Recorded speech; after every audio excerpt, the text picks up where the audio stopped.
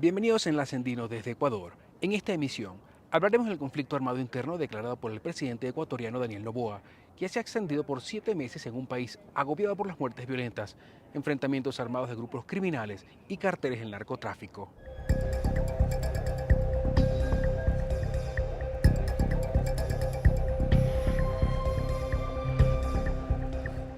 El 9 de enero de 2024, Daniel Noboa declaró un conflicto armado interno en Ecuador, luego de una fuga de presos, guías penitenciarios retenidos en las cárceles, coches bomba y un canal de televisión atacado por bandas del crimen organizado. Como respuesta, sacó a los militares y a la Policía Nacional a las calles.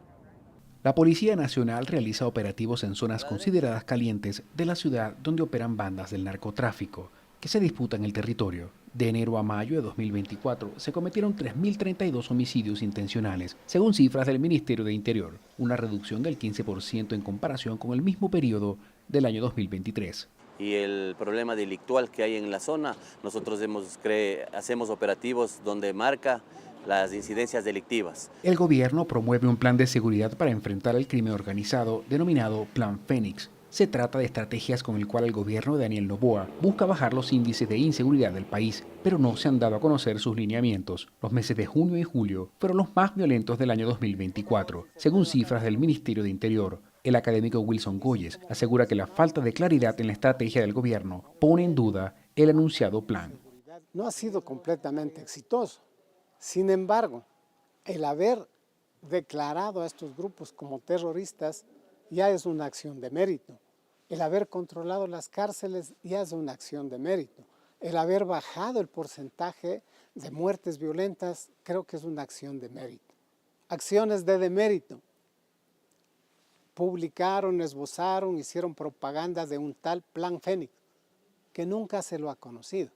Pese a la declaratoria de guerra interna y la presencia de militares y policías en las calles, donde el gobierno asegura que existe una reducción de muertes violentas, el conflicto interno ha motivado el incremento de nuevos delitos que financian el crimen organizado. Según datos de la Policía Nacional, hasta el 15 de junio se registraron 9.846 denuncias de extorsión registradas ante la Fiscalía General del Estado. Significa un incremento del 138% en comparación al mismo periodo del año 2023. Ecuador se ubica en el puesto número 8 por delitos de extorsión en el mundo, según la Iniciativa Global en contra del Crimen Organizado, mientras que hasta el 15 de junio de 2024 se reportaron 563 secuestros, un incremento del 43% en comparación del año 2023, según la Policía Nacional. Creeríamos que entre el 18 y el 20% ha bajado las muertes violentas, ¿no? Y han aumentado, sí, como digo, los secuestros, han aumentado creo que un 40%, las extorsiones en un 80%. Y los robos igual en un 20%.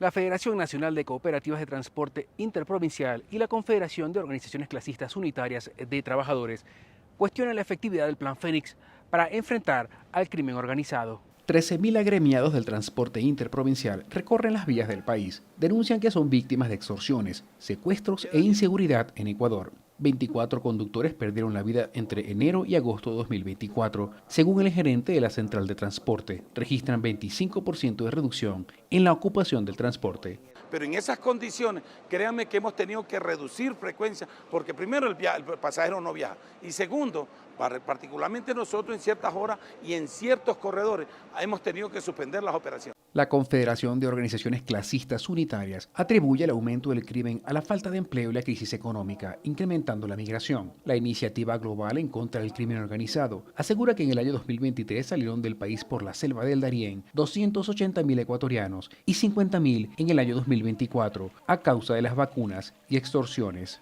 Una de las consecuencias de los últimos 6 meses del gobierno es la migración, lo cual ha afectado a las familias, la separación de sus padres con sus hijos.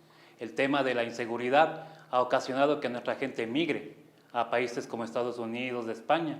El gobierno de Daniel Noboa ha aplicado 5 estados de excepción. 2 de ellos fueron eliminados por la Corte al considerar que no existe un conflicto armado interno en Ecuador. La Corte exhortó al Ejecutivo a crear un plan de largo plazo con soluciones en materia legislativa y política pública que incluyan el control portuario, financiero y marítimo. No es un tema que tú puedes declarar, es un tema fáctico. Es un tema fáctico cuando el Estado o las causas del conflicto, no pueden en sí garantizar estas instituciones, no pueden garantizar que la gente vaya a estudiar, no pueden garantizar que la gente pueda trabajar, o sea, no puedes garantizar nada, ni siquiera nuestra propia vida. Ahí es cuando se empieza a aplicar el derecho internacional humanitario. La parroquia Conocoto es la segunda más grande del país. El conflicto armado interno también ha generado que los urbanismos privados se cerquen entre grandes muros de concreto y sistemas de seguridad. Los gobiernos descentralizados capacitan a sus vecinos en medidas de seguridad y planes de acción contra el crimen y alarmas comunitarias. Lo que ha hecho es blindarse, levantar altos muros en sus casas, poner cámaras, poner cercos eléctricos y alarmas. Lamentablemente no lo estamos mirando, no lo estamos viendo. Nosotros como GAT parroquial de Conocoto somos la única parroquia que estamos trabajando respecto al tema de seguridad. El gobierno ecuatoriano reformó el Código Orgánico Integral Penal para aumentar las penas de los delitos relacionados al tráfico de drogas. Según la Policía Nacional, el Plan Fénix ha logrado la reducción de las muertes violentas en 19% a nivel nacional, lo que significan 843 menos muertes violentas desde el 1 de enero al 4 de agosto de 2024. Hasta aquí esta edición de Enlace Andino desde Ecuador. Les invito a seguir con la programación de France 24 en español.